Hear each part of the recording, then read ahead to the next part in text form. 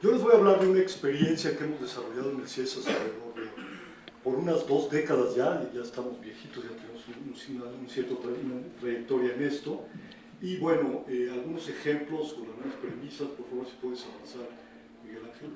Bueno, ahí existen distintos métodos de revitalización en el mundo, no me voy a referir a ellos en detalle. El que voy a destacar sobre todo es este método que se llama de revitalización lingüística indirecto.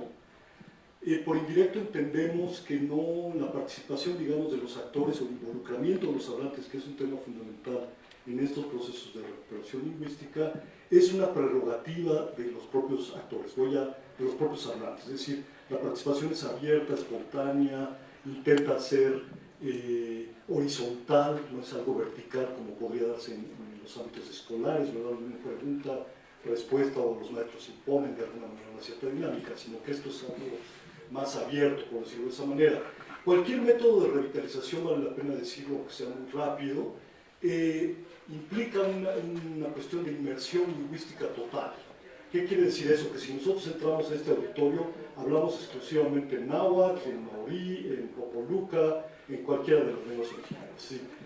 Las lenguas coloniales quedan prohibidas, y eso, en la medida que eso atraviesa todos los ámbitos de la vida pública, eso permite efectivamente revertir los procesos de desplazamiento. Entonces, los métodos conocidos en el mundo efectivamente celebran esta posibilidad de la inmersión lingüística total. En nuestro caso, el enfoque está basado sobre todo en esta idea del homo ludens, que es un enfoque más, digamos, de disfrute, un enfoque de goce de la estética, de las manifestaciones, de esta gran riqueza lingüística que puebla este país. La siguiente, por favor. Algunas premisas, bueno, de este modelo alternativo de revitalización lingüística es que se trata de un modelo no escolar, un modelo informal, un modelo interactivo, es decir, un modelo donde la interacción es fundamental, ¿verdad? Emergente y relacional, es decir, está abierto a la participación de los propios hablantes y al involucramiento de los hablantes de manera activa, y de eso es lo que tratamos de suscitar, digamos, en los talleres, en el tipo de actividades que desarrollamos. Ahí ven unas fotos de algunos niños mayas y de algunos materiales que hemos producido, en este caso del ajolote. Por favor, la que sigue. Les mostraré un poco de estos ejemplos más adelante. Bueno, muy rápidamente, nosotros nos hemos dedicado a producir mucho material audiovisual o material multimedia, impresos, audio, video, documental, animación. Algunos de estos ejemplos se los presentaré brevemente. Y no se trata de nada más producir material por el material, efectivamente se trata de involucrar activamente, insisto en esto, a los propios hablantes, es decir, a los propios hablantes como coautores, como autores fundamentales de estos procesos, y eso permite desde luego un empoderamiento activo, digamos, en el sentido de una lógica ascendente, donde los hablantes son partícipes, agentes fundamentales del desarrollo de estos materiales, ¿no? Y bueno, eso se opone a esta idea de un empoderamiento de otro tipo, que podría ser el empoderamiento que dota, digamos, de alguna manera el Estado, lo que llamamos un empoderamiento paternalista. No me voy a detener demasiado en eso, pero bueno, tratamos de desarrollar un empoderamiento más bien de orden activo desde una lógica ascendente. Y bueno, todo esto también tiene una de las premisas que es fundamental, es recuperar las epistemologías y recrear las epistemologías propias, el arte verbal, las estéticas verbales, como están de manifiesto en los cantos, los cuentos, adivinanzas, trabalenguas, en fin, en todo este repertorio tan rico que pueblan también los pueblos originarios. Bueno, y buscamos la complementariedad de agencias y entre el investigador y el investigador. Esto implica nivelar las relaciones de poder en el desarrollo de las investigaciones, ¿no? La democratización de la generación de conocimiento es fundamental en todo esto. Y también una cosa que es fundamental, que menciono muy rápidamente, es, ustedes saben que a las lenguas originarias se les concibe como cosas del pasado, cosas que están atrás, que hay que dejar atrás. Es muy importante contemporaneizar, usamos esta palabra, ¿no? Modernizar, si ustedes quieren decir, son lenguas contemporáneas, vivas, que sirven para todo, ¿no? Y que pueden estar en todos los ámbitos de la vida pública, del arte, de la producción musical, etcétera, que les mostraré algunos ejemplos más adelante, por favor. Bueno, algunas ilustraciones. Esta idea de la recuperación de las epistemologías propias me parece muy interesante el caso del amate. Probablemente todos ustedes conocen el amate que se produce en la cuenca del río Balsas, en los pueblos del río Balsas, que son una suerte de antropología inversa, ¿no? O sea, quién estudia a quién. Los hablantes de estas lenguas, sobre todo el náhuatl en este caso, estudian un poco el gusto del turista y en esa medida producen esta llamada artesanía, que para mí es desde luego un arte, ¿no? Bueno, eso es todo un tema, y producen verdaderas etnografías plásticas que describen su vida ceremonial, su vida cotidiana, que describen, digamos, de manera plástica, con otra escritura, si ustedes quieren, la vida de estas comunidades. Un poquito antes, perdón, era una última cosa que quería decir. El arte verbal mismo y sus lógicas también son ejemplos de epistemologías propias.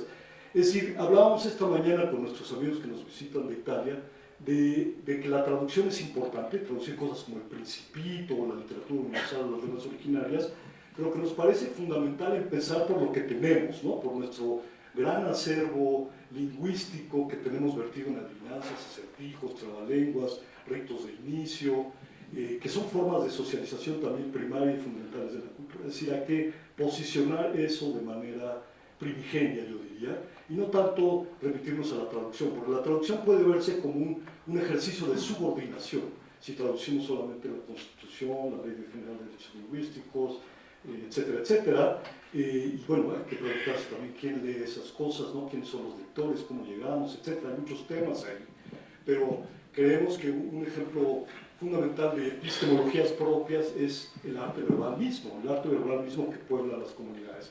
Esto, bueno, es un ejemplo de una mate, ustedes ya lo conocen, pasamos rápidamente bueno, lo que hemos producido. Este es un ejemplo de un libro multilingüe que hemos producido en dos variantes del náhuatl, ¿no? Entonces les leo un poco el náhuatl para que suene el náhuatl aquí también. Cetos asanilse, cetos asanilse, coaxetla, tlatlamania, panipan, pachalotica, kicatica, no cuicatica. Es casi también un trabalenguo, es algo muy sabroso desde el punto de vista fonético, ¿no? Y esto está traducido a varias lenguas, entre otras el inglés, y bueno, es adivinarás, mujer fatal, si por el río vas, su canto escucharás. Entonces, bueno, este es un libro, la que sigue, por favor. Desde luego la respuesta es La Sirena. Aquí está esto bellamente ilustrado por nuestra colega Cleofa Ramírez Celestino. Y La Sirena es un personaje que es ni más ni menos la herencia de los chaneques, de los cuidadores del agua. Es muy importante en términos del cuidado del territorio, del agua y los recursos. Esto nos permite educativamente para un gran público, por ejemplo, asomarnos a todos estos temas, ¿no? El tema de la sostenibilidad del medio ambiente. ¿La que sigue, por favor? Bueno, aquí no me voy a detener en esto. Las adivinanzas son un género muy profundo, quizás desde un enfoque muy etnocéntrico. Podemos pensar, bueno, esos son juegos para niños, son cosas menores. No, son cosas fundamentales, son cosas muy importantes en estas comunidades y lo han sido. Aquí tienen una adivinanza maya del Chilam Balam, ¿verdad?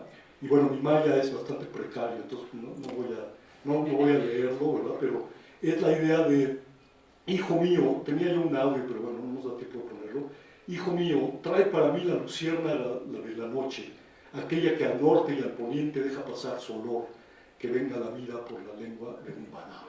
El Balam como el sacerdote supremo de los mayas, ¿no? Etcétera. Entonces, estos acertijos funcionaban como formas como ritos de inicios para la élite maya en su momento, en la época prehispánica. Entonces, no son, lo que quiero enfatizar aquí es que no son géneros menores, son géneros que nos permiten acercarnos de manera muy fehaciente, muy elocuente a la lengua y a la cultura originaria desde su propia epistemología, ¿no? Esa es un poco la idea. Y bueno, ¿cuál creen que es la respuesta? ¿Qué es lo que tendría que decir el iniciado en este caso? Si alguien nos lo dice, se va a llevar un CD de adivinanzas o de acertijos, un libro, alguna de las cosas. Esto es un poco lo que hacemos en los talleres, ¿no? Provocamos el involucramiento activo del propio auditorio y regresamos el material. Es una manera también de restituir los materiales que hemos producido. ¿Alguien?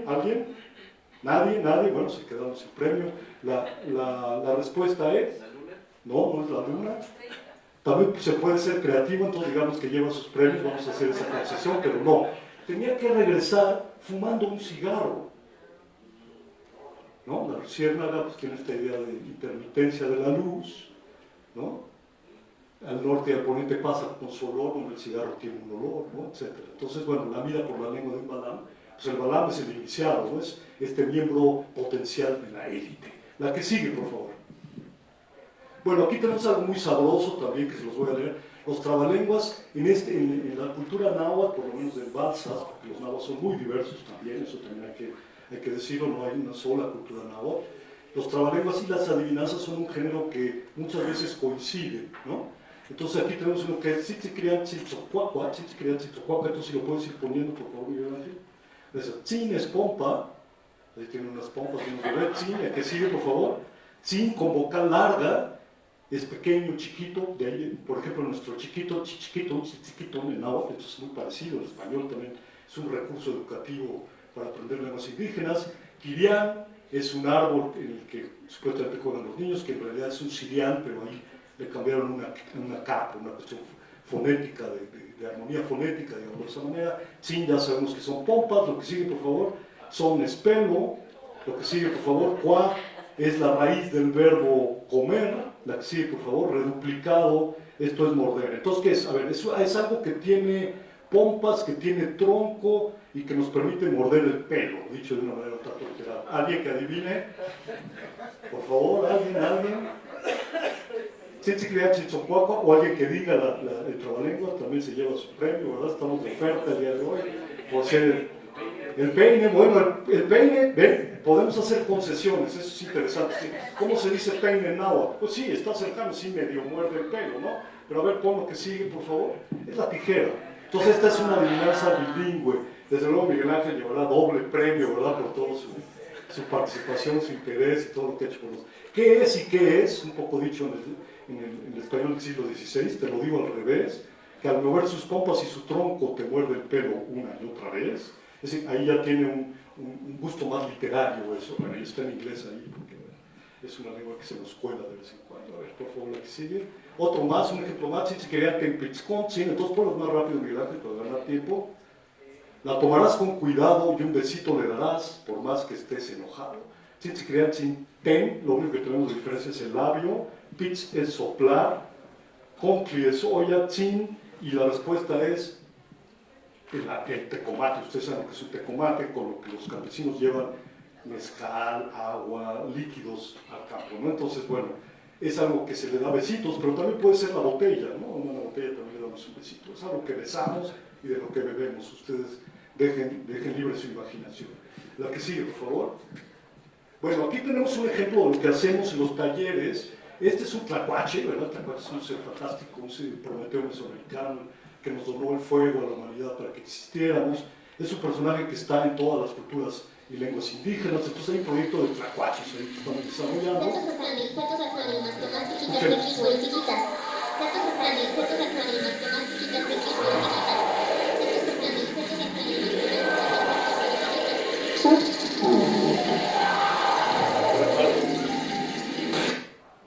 No, ya te saltaste. Por más que quieras y trates, nunca lo podrás ver, aunque sin esfuerzo lo sientas correr.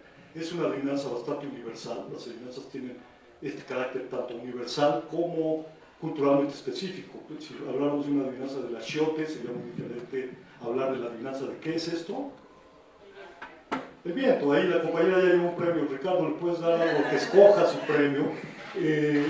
Bueno, lo que quiero decir sobre esto es lo que hacemos, muy rápidamente dicho, en los talleres. Presentamos este material audiovisual, convocamos a la comunidad a participar en, por ejemplo, fiestas del pueblo, donde hay mucha gente, llegan los niños, tienen tiempo, participan de manera bastante activa, se emocionan muchísimo. Esa adivinanza que vieron ahí como un ejemplito entre muchos otros que hemos desarrollado, la participación es muy interesante, de los propios hablantes es fundamental, como he dicho.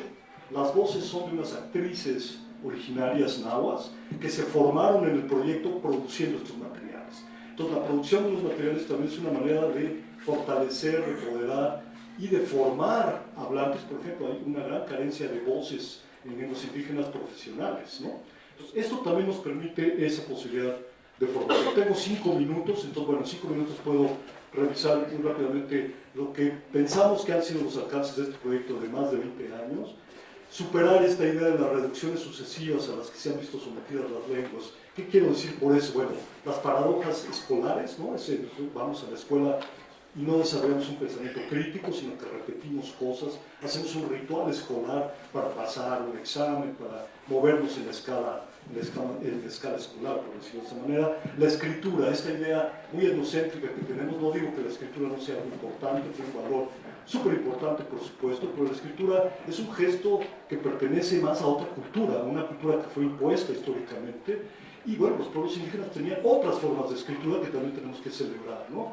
Se piensa que la salvaguarda de las lenguas originarias pasa esto, si tenemos un alfabeto, y hemos tenido una plática ayer con Mauricio de esto en el CIESO, ¿verdad? De que la escritura se ve como la salvaguarda última, ya nos podemos dormir si tenemos un alfabeto, ¿no? Entonces, los alfabetos, al contrario, han producido muchos conflictos, muchas divisiones en las comunidades, muchos faccionalismos. Es un elemento también, y lo ha sido desgraciadamente, de división de las comunidades, ¿no? Es un tema de poder, etc. Entonces no podemos pensar que es una varita mágica la escritura. Es importante, hay que reivindicarla, hay que escribir en lenguas originarias, por supuesto que hay que hacerlo.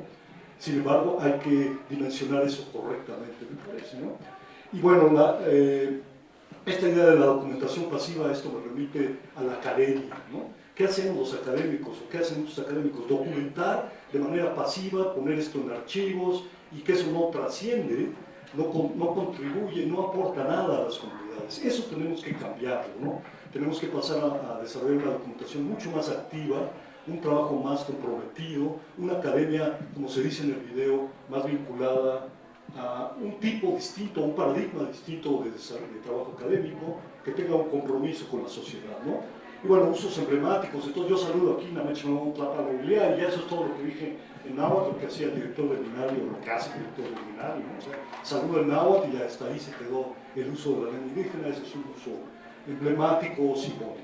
Bueno, nosotros por el contrario, ya para cerrar, hemos tratado de restituir materiales en la base comunitaria, con la apropiación de estos materiales, con la participación activa de los propios hablantes, visibilizando de manera multimodal, con ese componente formativo al que he aludido, a los propios hablantes de lenguas originarias, desarrollando una producción y un consumo cultural propios, basados en estas epistemologías propias, lo cual nos lleva al fortalecimiento del legado originario desde esta lógica más ascendente y no tan descendente. Y también algo que por último quiero decir, el proyecto también ha impactado a la sociedad global. Si ustedes se meten a YouTube y ven un video que se llama Las Machicuepas del Tlacuache, verán a este Tlacuache descifrando los nombres del metro de la Ciudad de México y metiéndose aquí al subsuelo del Templo Mayor a visitar a los dioses, a beber pulque con Mictlantecutli, etc. Así, a meterse a la historia a partir de nuestro español, de nuestros recursos toponímicos, glíficos, etcétera, etcétera, que pueblan la Ciudad de México, por ejemplo, ¿no? Entonces, bueno, muchas gracias, perdón por pasarme un poco de tiempo, gracias a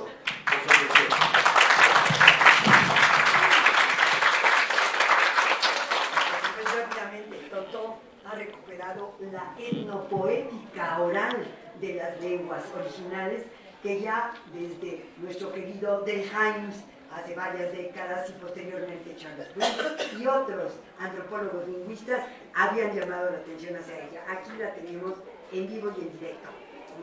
Gracias, Toto. Gracias.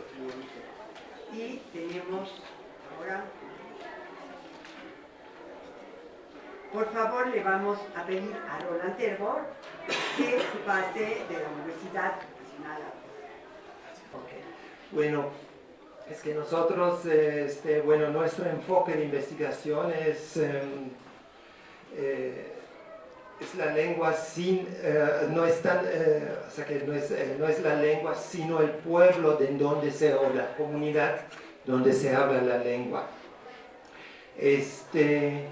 Presentamos entonces la investigación de todo un grupo de alumnos, investigadores, de todo un equipo en diferentes comunidades y en diferentes lenguas. ¿Pasas a la segunda? Bueno, ese es un poco el marco teórico, no quiero profundizar en esto, pero es importante que, bueno, lo que aquí llamamos ecología de presiones, está basada en la metáfora de la ecología lingüística, o sea que nuestras acciones, también la de hablar, depende de presiones que sentimos. Entonces las presiones emergen del contexto y de nuestros intereses y de lo que ahí dice el estado del mundo, o sí, es el contexto. Entonces nos inducen a la acción, y la acción a su vez influye en el estado del mundo, que es nuevamente el contexto, lo estamos cambiando. Entonces, la ecología, de esta forma tratamos de encontrar las causas que, por ejemplo, mencionó ayer en una reunión Dora, que lo que necesitamos saber cuáles son las causas del desplazamiento, y nosotros a través de esta teoría buscamos las causas específicas y generales. Y las lenguas, claro, no son, ya hablando de ecología, las lenguas no son seres vivos, no se, o digamos, no se pueden comparar, o sea que no son especies. Pero la metáfora nos puede hacer entender un poco qué está pasando y qué es lo que pasa para que la gente deje de hablar o siga hablando la lengua, y cuáles son nuevamente esas causas. Entonces, aquí presentamos algunos datos que indican información sobre el conocimiento de los habitantes de las comunidades investigadas en lengua indígena y en lengua española. Y pues la investigación, como dijo también, o sea que es amigo de Dora también, Albert Bastaras Boada, él dice que toda investigación debe basarse en datos cuantitativos y cualitativos. Y nosotros incluimos ambos datos, pero pues, por el tiempo que tenemos aquí, pues nos basamos ahorita principalmente en lo cuantitativo, pero los datos cualitativos están también ahí. Entonces, en lo que nosotros nos basamos es si un grupo de hablantes habla bien o habla poco o solo entiende o no, que esas son percepciones de los mismos hablantes o de sus familiares que ellos tienen. O sea que no es una realidad absoluta, es una percepción de la gente misma. O sea que no la queremos tomar como objeto, sino como que ellos evalúen qué está pasando ahí. Y esto lo hacemos sobre el español y sobre la lengua indígena.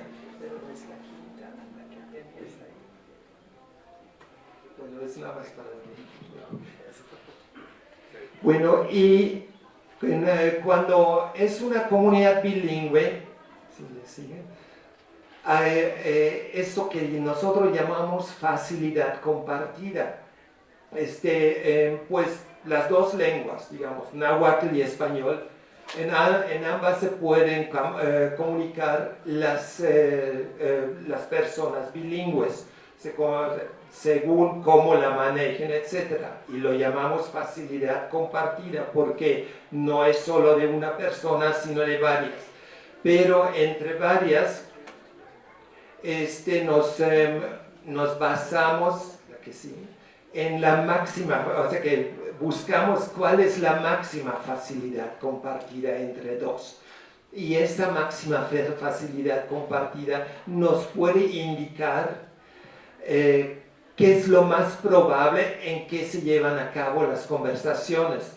Eso es también, por ejemplo, como ayer también recuerdo que dijo Dora, que lo importante es que la gente se comunique en esa lengua. Entonces ahí podemos ver cuál es la máxima facilidad compartida para ver cuál es la mayor, o sea, en qué lengua se llevarán a cabo las conversaciones cotidianas. Entonces, pues bueno, eso es un poco arbitrario porque tenemos que encontrar un indicador y buscamos pues un máximo de 100 y un mínimo de 100, que no son porcentajes, pero se calcula de lo anterior que había mostrado, de hablar poco o mucho o solo entiende, ahí se calcula un valor entre 0 y 100. y lo dividimos por grupos de edad. Entonces empieza con el grupo de 41 años y más. Ese grupo lo escogimos porque en algunas comunidades vemos que pues sí hay muy poca gente mayor de 40, bueno, de 50 o 60 años, pero hay muchísimos niños. Entonces, para repartir un poco la población en esos grupos de edad, escogimos pues esos tres, entre de 5 a 20 años, 21 a 40 y 41 y más. Y más bien, empezamos por el C, el grupo C, que son los mayores, porque va hacia los jóvenes y ahí nos indica si la lengua todavía es vital o no. ¿Sí? Bueno, este es un ejemplo, ahí lo proyectamos es una comunidad mije, y vemos que todo está en 100, o sea que la lengua en este momento ahí parece vital, porque incluso los jóvenes de 20 años para abajo hablan la lengua, están en el nivel 100, que ahí aparece 120, es porque luego nos manejamos muy bien la hoja de cálculo para sacar las curvas, pero nada más puede llegar a 100, ¿sí? Bueno, eso es un pueblo maya, se llama Xoquén, al sur de Valladolid, 6 kilómetros. Y esos datos los levantó una muchacha de ahí de la Universidad de Oriente, la O1. Ahí se ve un pequeño bajón en el grupo B de medio, pero eso se debe a que algunas mujeres de Valladolid se casaron ahí, sí hablaban maya, pero según la percepción de ellos hablaban un poco menos, pero la lengua está bien porque en el grupo de los menores pues de nuevo se levanta, ¿sí? Y bueno, ese es otro pueblo en la región, pero ahí vemos un pequeño bajón, no es grave, pero un pequeño bajón en el grupo A. Y bueno, ese es un pueblo náhuatl, se llama Ahuacatlán, está por Huauchinango, donde estuvo el incendio ayer, y vemos que ya, o sea, también ahí tenemos la comparación del español, cómo está subiendo el español, pero todavía la máxima facilidad compartida es en náhuatl, sin duda, aunque está un poco a la baja. Y bueno, ese es el caso clásico de Coahuila, se llama el pueblo. Ahí vemos, cambia la máxima facilidad compartida del náhuatl al español. Ya del grupo B, o sea, la probabilidad de que hablen en náhuatl ya es menos que hablen en español. Y pues ahí pues ya urge hacer algo, o sea que todavía pueden pasar varios años, pero ahí ya es cuando ya hay que sonar la alarma, ¿no? Bueno, y este es otro pueblo, los datos levantó, no es un pueblo, es un barrio de Juchitán, los levantó Roberto, que está ahí sentado. Ahí vemos en ese barrio de Juchitán, pues el español no está todo arriba, pero la máxima facilidad compartida es probable que se hable en español. Y bueno, eso es que ya estaba muy baja, o sea que bajo el valor del totonaco, ya ni pusimos el español porque está arriba. Y pues ya entre los jóvenes es muy poco probable que se hable. Y la última. Y bueno, la última, pues esos datos los levanté yo mismo. Eso fue en el 2001 en San Cristóbal, Huichochitlán.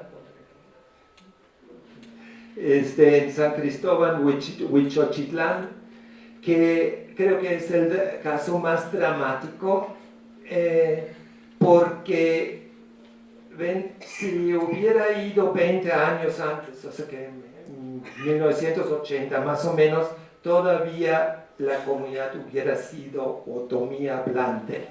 Es que la comunidad está a 4 kilómetros de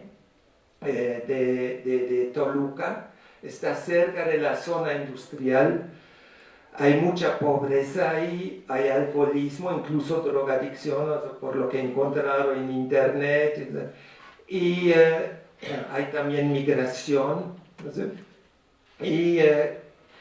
Y realmente el caso es dramático y hay una actitud muy, muy negativa, o sea, por lo que yo percibí hacia el otomí, de los mismos hablantes. Muchas veces niegan a ser hablantes, obviamente falsifica un poco los datos, pero el hecho es que bajó muchísimo el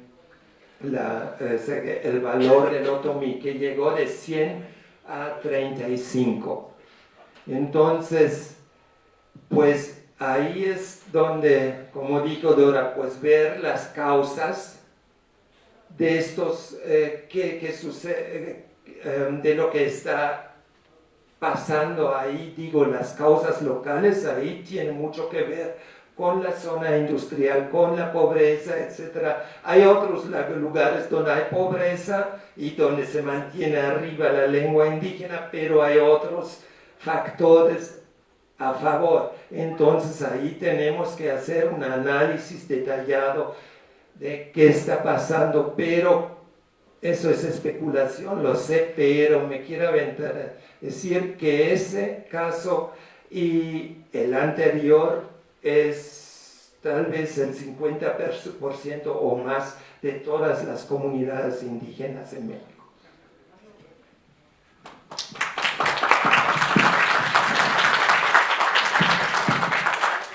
Al doctor Ernesto Díaz Corder. Haz Ernesto, por favor, de la Universidad Pedagógica. Va a hablar sobre enseñanzas y experiencias en lenguas originarias.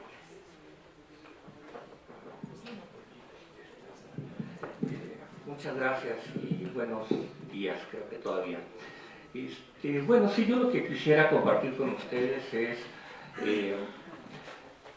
reflexiones, hallazgos acerca de las políticas educativas y lingüísticas, porque van fusionadas, para el medio indígena.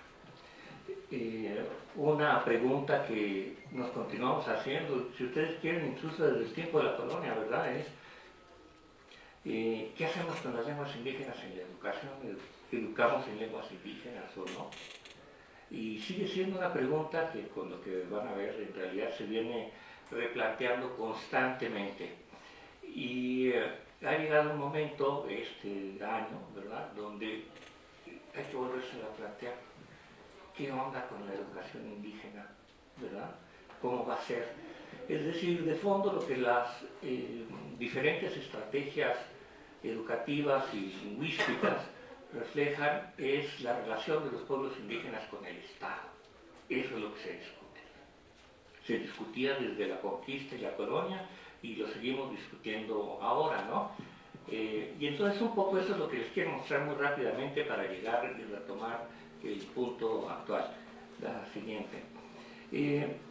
Empiezo mencionando sencillamente de una manera así muy rápida lo que una periodización de estas políticas, ¿no? Una primera, lo que aparece ahí como asimilación racial en esos tiempos, entendiendo por asimilación racial un proyecto en realidad de asimilación cultural, en el entendido de que raza y cultura eran nociones fusionadas, ¿verdad? Se suponía que el ser indígena llevaba su cultura, así como ahora decimos todavía, ¿verdad?, que los negros llevan la música por dentro, ¿verdad?, como si el ritmo fuera parte de la negritud, y el opuesto, ¿verdad?, si alguien baila muy mal y sin ritmo, pues baila como blanquito. Pues entonces en esa época había la idea de que cultura indígena y raza indígena eran lo mismo, entonces había una mezcla entre asimilación racial y cultural. Esa era la idea básica, ¿verdad? Eran culturas que se habían o se consideraron inferiores y que deberían ser sustituidas por la cultura hispana mediante una especie de darwinismo social, de mezcla racial, ¿verdad? Por supuesto, la política educativa básicamente era la supresión de las lenguas indígenas y la castellanización compulsiva. Después, al fin de la revolución, o con el inicio de los regímenes revolucionarios, ¿verdad?, la famosa incorporación cultural, que asociada a las ideas de Vasconcelos, donde separan ahora sí claramente raza y cultura, y la idea es que es el atraso cultural la causa de la marginación de los pueblos indígenas. Así puesto, ¿verdad? Entonces, básicamente, la castellanización iban a ser liberados o redimidos mediante la educación y la castellanización, las misiones culturales, etcétera, ¿verdad? Toda una política de castellanización mediante instrumentos o vías educativas. La época dorada del indigenismo mexicano, así se llama, ¿verdad? La idea de la integración social y económica, basada con las ideas de Gonzalo Aguirre Beltrán, Alfonso Caso, Julio de la Fuente, y donde la percepción es la falta de integración o la marginación social y económica de los pueblos, es decir, de la estructura del desarrollo nacional, la expresión de que a los pueblos indígenas la revolución no les hacía justicia, ¿verdad? Los dejaba al margen, entonces había que hacer justicia social hacia los pueblos indígenas. Y la cuestión ya no era tanto cultural, sino una marginación, exclusión económica y social, y había que entregar a los pueblos indígenas al proceso de desarrollo de la nación, y para ello era necesario modificar sus culturas para hacerlas compatibles con ese modelo de desarrollo. Entonces, la estrategia propuesta era, en la anterior, por favor, ¿sí?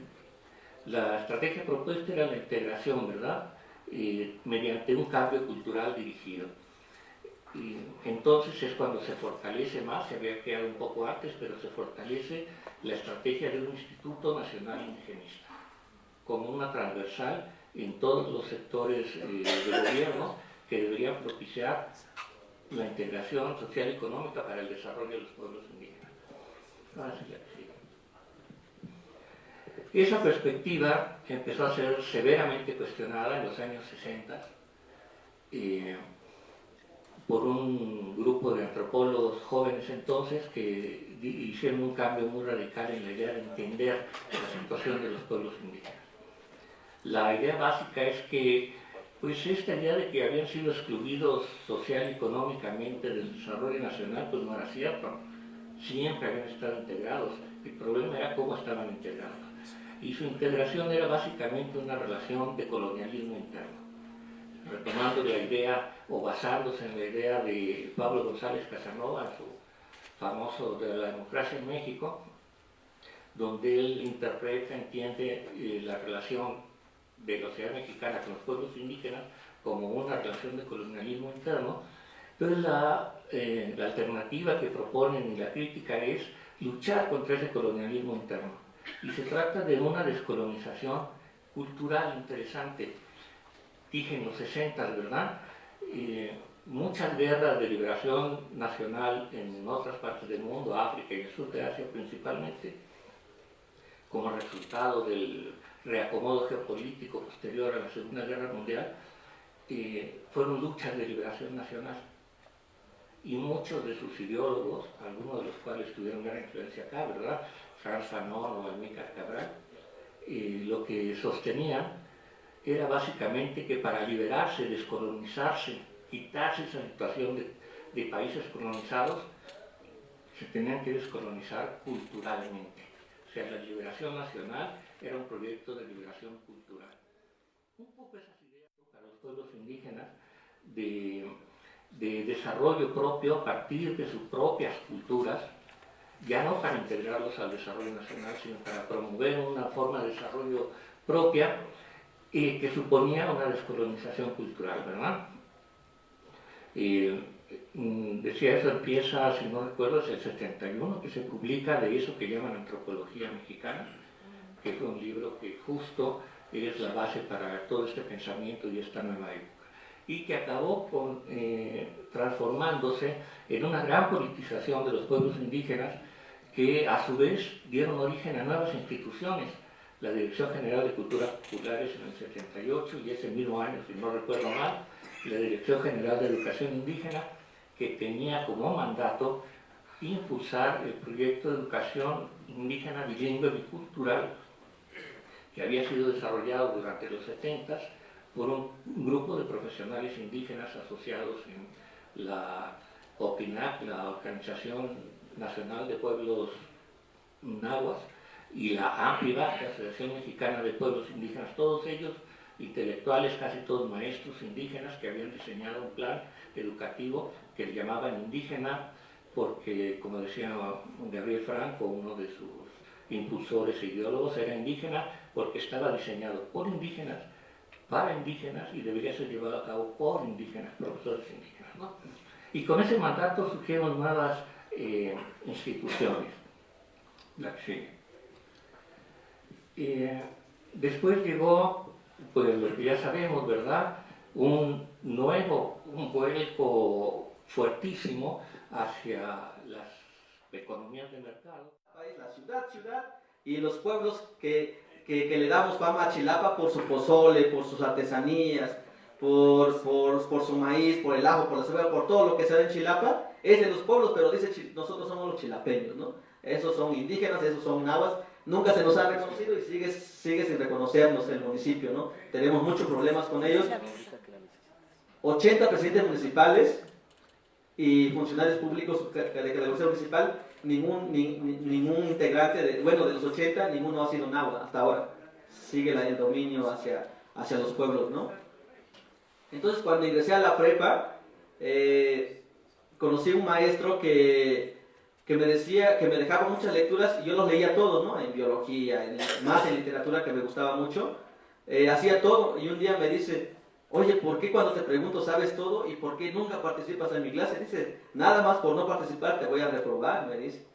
Y me dice: ¿cuál es la razón del por qué no hablas? Porque tú eres muy bueno, pero pues eres muy callado también, ¿no?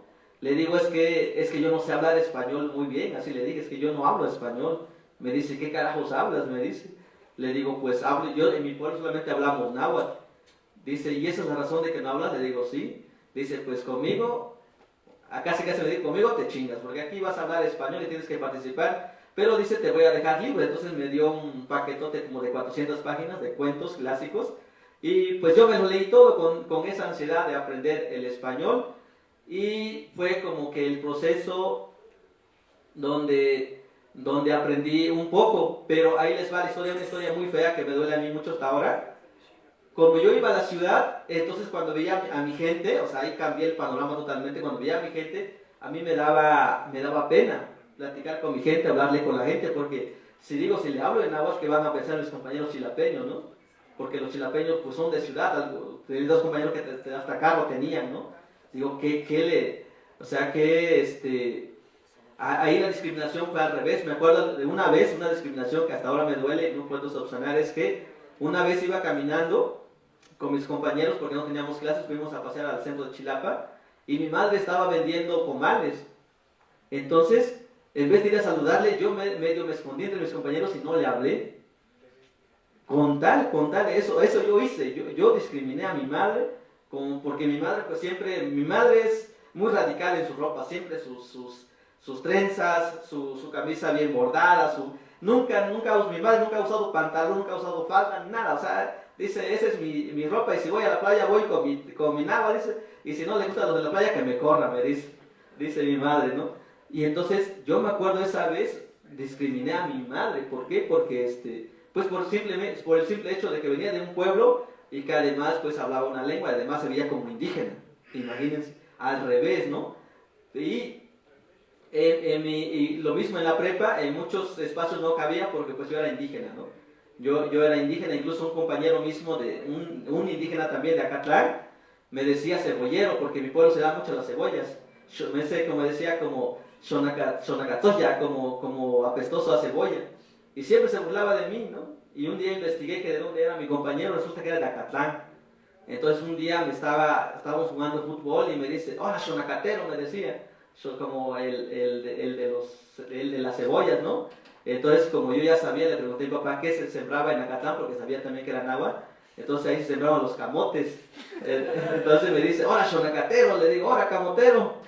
Y pues se enojó, que casi estaba a punto de golpearme, pero mis compañeros me defendieron, porque yo me portaba de una manera bien, ¿no? Y desde ahí me dice, así casi no te parto la matraca si me vuelves a decir camotero, ¿no? Y en náhuatl me dijo, le digo, bueno, pues es que tú también no me hablas bien, ¿no? Y ahora somos de mis mejores amigos, ¿no? En ese entonces todavía no nos llevábamos, pero esa era como la discriminación. Y mi compañero era nahuablante de Acatlán, pero él era bilingüe. Hablaba muy bien el español y hablaba muy bien el náhuatl. Pero pues a mí me hacían de lado porque pues yo no hablaba náhuatl. Y ya voy terminando. En la carrera, en realidad, yo me metí a literatura hispanoamericana, estudié literatura hispanoamericana con el simple hecho de aprender a hablar bien el español y a escribirlo. Ese fue el único punto importante para yo elegir una carrera, ¿no? en mi profesión. Entonces, entre buscando y buscando, encontré filosofía y letras. Me dijeron que ahí enseñaban gramática, pues yo hice un examen para literatura. Y bueno, durante el primero hasta tercer, cuarto año de la carrera, en el cuarto año es cuando empecé como a meterme en esto de la lengua, comencé a leer mucho sobre la cultura náhuatl, comencé a escribir sobre la cultura, y ya después de la carrera, pues hice un examen para ingresar a la maestría en lingüística indoamericana ahí en el CIESAS, y ahí aprendí algo que me había dolido la cabeza durante 25 años, que es ¿por qué es la diferencia entre C y C? Por ejemplo, en náhuatl se dice C, ome, yeye, nahue, macuili, chicuase, ¿no? Y en español se dice C, ome, yeye, nahue, macuili, chicuase. Esa diferencia, y cuando llegué en el CIESAS me dijeron, es que es un cierre glotal, y ya. Tenía resuelto el problema, ¿no?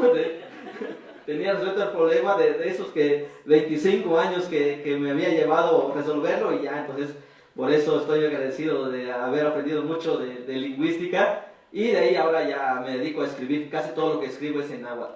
O sea, ahora mi pequeña obra que llevo 2 libros, ya el tercero, que es poesía y cuento, es náhuatl español, y nos esforzamos porque todo lo que leemos, 20 libros que leemos, 19 son o 18 en español y 2 en náhuatl o ninguno en náhuatl. Entonces la situación es muy difícil y voy a la librería, Gandhi, cualquiera, no hay escritores en ninguna lengua y menos en náhuatl. Entonces seguimos todavía en ese asunto de la pelea para reconocimiento de nuestros idiomas. Pues muchas gracias.